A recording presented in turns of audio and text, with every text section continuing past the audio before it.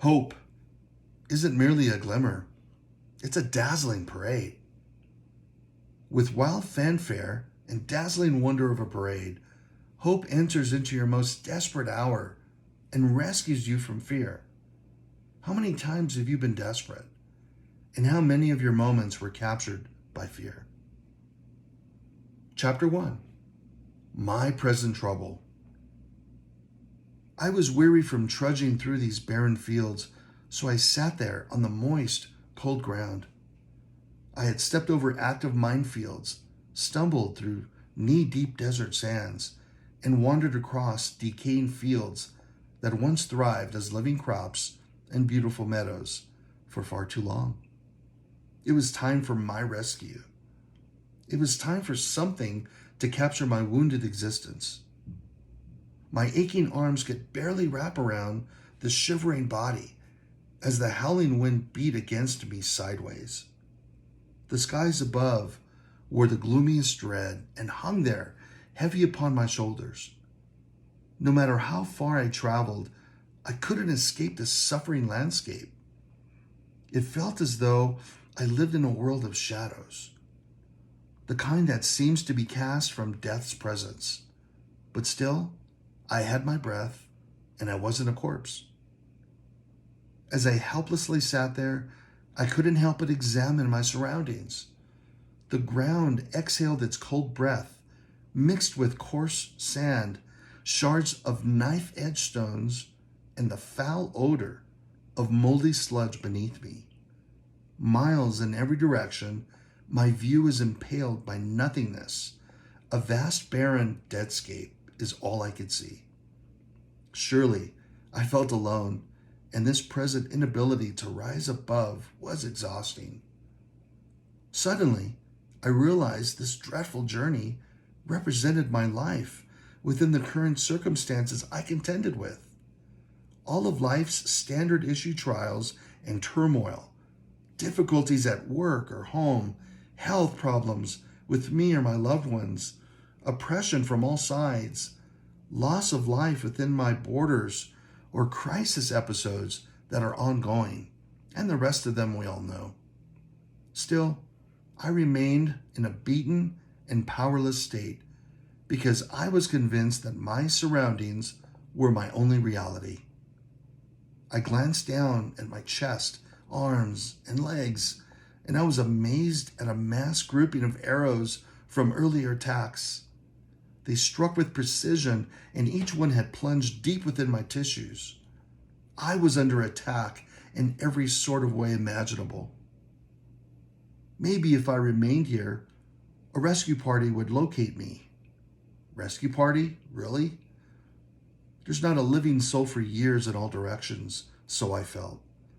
Then, without warning, I heard a thin shriek of wind, followed by a loud thump and piercing pain in my right ribs. I collapsed onto the ground, over onto my left side, writhing in excruciating pain, shooting from deep beneath my ribcage. I quickly looked down just above my waist, and I saw a new arrow that found its target. I panicked, and my eyes scanned around for any visible threat, but to no avail. To avoid another attack, I quickly picked myself up and staggered to my left in the opposite direction. My lungs felt punctured, and there was a new heaviness in my strained legs. How much longer could I endure this madness? Thunder began to rumble and roar to warn me of its presence. I stumbled through obstacles endlessly, without direction or purpose. And finally, I stopped to try and catch my breath. The bitter chill cracked my leathery lips, and my heavy breathing caused them to bleed. I stood there motionless, lifeless, except for my heaving chest and drooping shoulders, synchronized with each inhaled and exhaled breath. My mind continued to focus on every single atrocity that impaled my peace. But there were too many, and I was overwhelmed by fear. And then I heard a faint sound in the distance. The ongoing thunder and wind were prominent, but yet couldn't drown out this new resonance. My heart fluttered quickly with excitement as I turned my head towards the probable source of my help. I squinted to sharpen my view because I couldn't believe my eyes. From across a nearby open field came something I never had expected.